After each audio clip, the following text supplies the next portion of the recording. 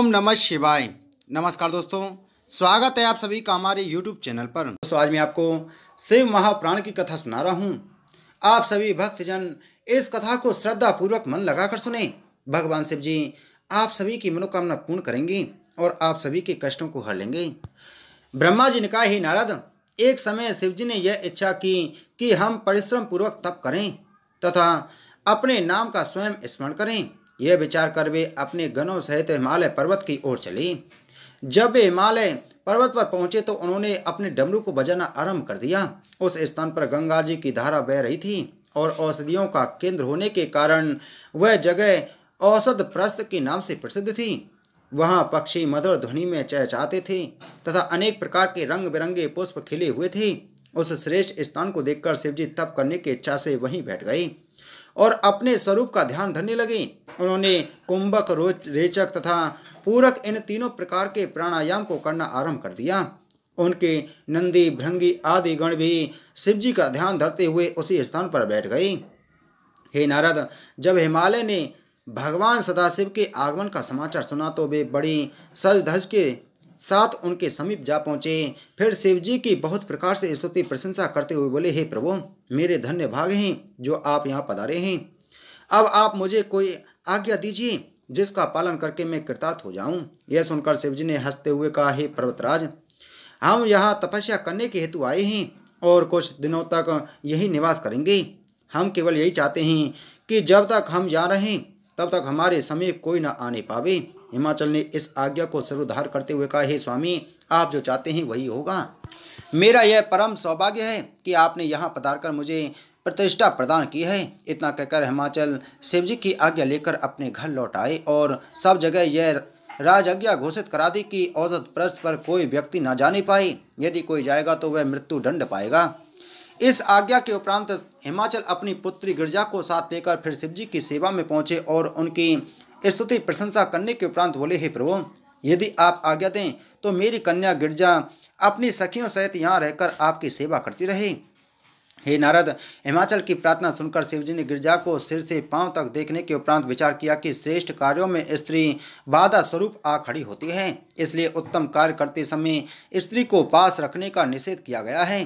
कामदेव का उत्तम शस्त्र स्त्री को ही कहा गया है, इसलिए बुद्धिमानों ने स्त्री को महारोग के समान कहा है। यह विचार कर शिवजी ने हिमाचल से कहा, हे राजन, हम तपस्वियों का स्त्री के साथ रहना शुभ नहीं है। स्त्री तप को भ्रष्ट कर डालती है, अतः हमें गिरजा का यहाँ रहना स्वीकार नहीं है। शिवजी के मुख से यह वचन सुनकर हिमाचल आश्चर्यचकित रह गया, परंतु गिरजा ने शिवजी को संबोधित कर कुछ बातें कहीं। हे नारद, गिरजा ने कहा, हे तपस्वी, आपका मत यह है कि पुरुष प्रकृति से पृथक रहता है, परंतु मैं कहती हूँ कि प्रकृति के बिना पुरुष कभी नहीं ठहर सकता। इस संसार में जो कुछ भी दृष्टि गोचर होता है वह सब प्रकृति का स्वरूप है। प्रकृति जड़ तथा चैतन्य को अपने बस में रखती है। आपकी समझ में तो पुरुष और प्रकृति अलग अलग हैं, परंतु मेरी समझ में पुरुष प्रकृति से मिला हुआ है, क्योंकि कहना, सुनना तथा तपस्या करना आदि सब कार्य माया के रूप हैं। जो पुरुष माया से अलग है उसे तो तपस्या करते समय किसी के द्वारा विघ्न डाले जाने का भय होना ही नहीं चाहिए। गिरजा के ऐसे वचन सुनकर शिवजी बोले, हे गिरजे, तुम्हारी यह बुद्धि केवल अपने मन में उत्पन्न की हुई है, जिसे केवल अनुमान की ही कहा जा सकता है। तुम्हें यह जान लेना चाहिए कि ब्रह्म सबसे श्रेष्ठ है। माया कभी स्वाधीन नहीं है, क्योंकि वह जड़ होती है। यदि तुम्हें ऐसा अहंकार है कि माया और ब्रह्म एक दूसरे से अलग नहीं रह सकते, तो तुम ब्रह्म को रोक क्यों नहीं लेती हो। इतना कहकर शिवजी चुप हो गए। तब हिमाचल शिवजी की स्तुति करने के उपरांत अपने घर को लौट गए, परंतु गिरजा को सखियों सहित वहीं छोड़ गए। इस बार शिवजी ने भी उनसे यह आग्रह नहीं किया कि वे गिरजा को लौटा ले जाएं। अस्तु गिरजा प्रतिदिन अपनी सखियों सहित शिवजी की सेवा करने लगी। वे वन से अनेक प्रकार के पुष्प आदि तोड़कर लाती और शिवजी का पूजन किया करती थीं, परंतु शिवजी का चित्त किसी भी प्रकार चलायमान न हुआ। हे नारद, गिरजा अपने मन में विचार किया करती थी कि शिवजी मुझे किस प्रकार स्वीकार करेंगे।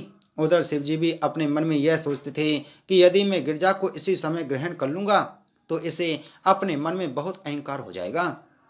इसके अतिरिक्त तीनों लोकों में मेरी निंदा भी होगी, क्योंकि उस समय लोग यह कहेंगे कि शिवजी ने काम के आवेश में गिरजा को ही स्वीकार कर लिया। अस्तु जब गिरजा मेरे लिए बहुत तपस्या करेगी, तब मैं इसके मनोरथ को पूर्ण करूंगा। यह निश्चय कर शिवजी ध्यान में मग्न हो गए। उसी समय तारक नामक दैत्य के द्वारा दुखी होकर सब देवता मेरी शरण में आए।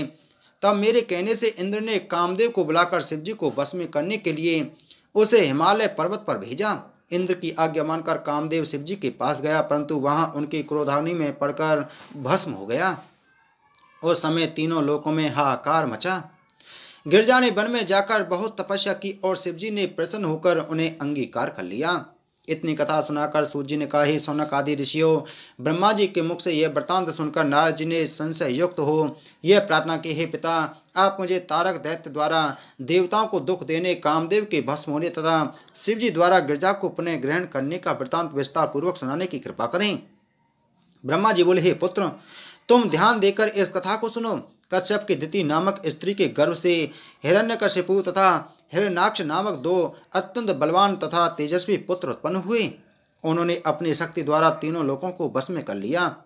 उनके अत्याचारों के कारण देवताओं को स्वप्न में भी आनंद नहीं मिलता था।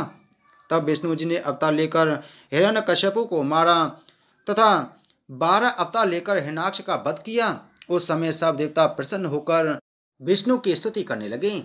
हे नारद, अपने दोनों पुत्रों की मृत्यु से दिति को बहुत दुख हुआ। उसने कश्यप के पास जाकर सब समाचार कह सुनाया। तदुपरांत उसने अपने पति की अत्यंत सेवा करके उनसे आनंद प्रदान करने वाले एक पुत्र की मांग की। दिति की सेवा से प्रसन्न होकर कश्यप ने उससे यह कहा, हे दिति, तुम 1 सहस्त्र वर्षों तक तपस्या करो। यदि तुम्हारा तप सिद्ध हुआ तो तुम्हें अवश्य ही भाग्यवान पुत्र की प्राप्ति होगी। यह सुनकर दिति ने तप करना आरंभ कर दिया। जब इंद्र ने दिति को इस प्रकार तप करते देखा तो वे पास जाकर दिति की सेवा करने लगे। दिति ने उनकी सेवा से प्रसन्न होकर पूछा, हे इंद्र, तुम मेरी इतनी सेवा किस इच्छा से कर रहे हो? तुम मुझे अपनी अभिलाषा बताओ तो मैं उसे अवश्य पूर्ण करूंगी। यह सुनकर इंद्र ने उत्तर दिया, हे माता, हम अपनी सेवा के बदले तुमसे यही मांगते हैं कि जिस पुत्र के लिए तुम ऐसा कठिन तप कर रही हो वह जब जन्म ले तो हमारे भाई के समान हमारा परम हितैषी हो और हम देवताओं का दुख दूर किया करें।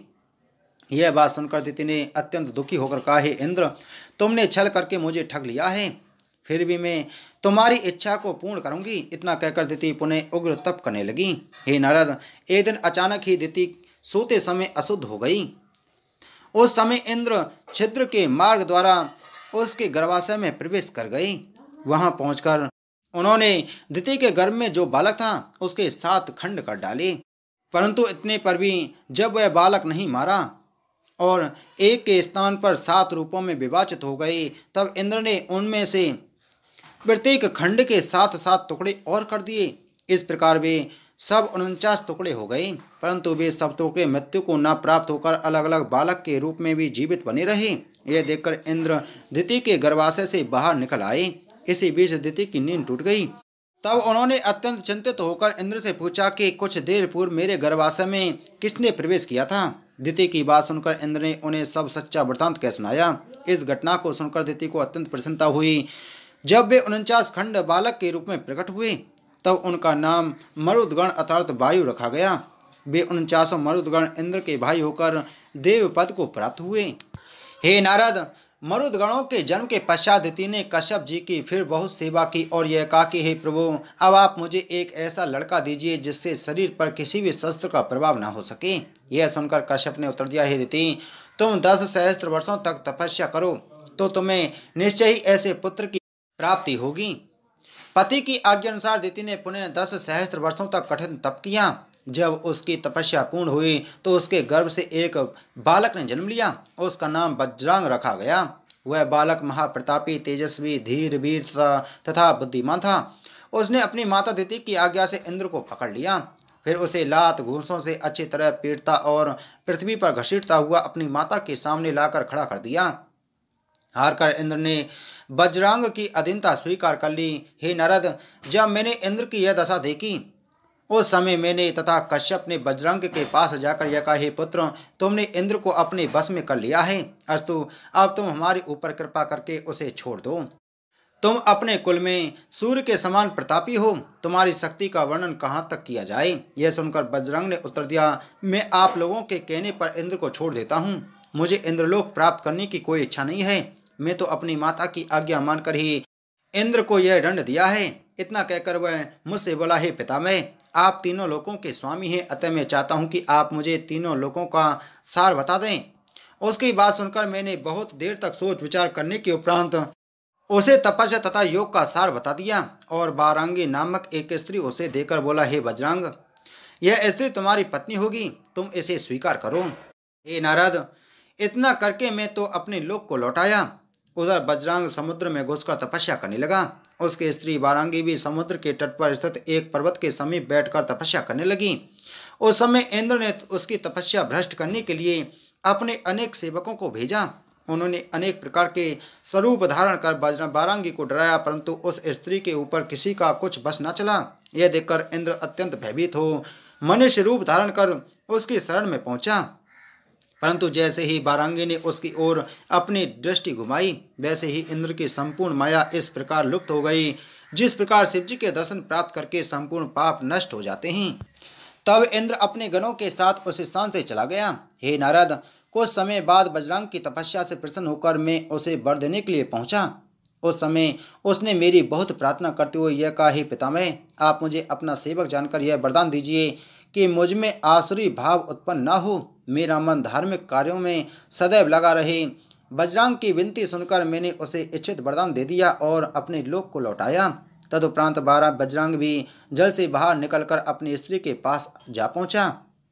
स्त्री ने उसे देखकर रोते हुए इंद्र के गणों द्वारा कष्ट देने का सब हाल कह सुनाया, परंतु बजरंग ने उसे शांत करते हुए धर्म का उपदेश किया और यह कहा कि हमें इंद्र के ऊपर क्रोध करना उचित नहीं है। उस समय तो बारांगी यह सुनकर चुप रह गई।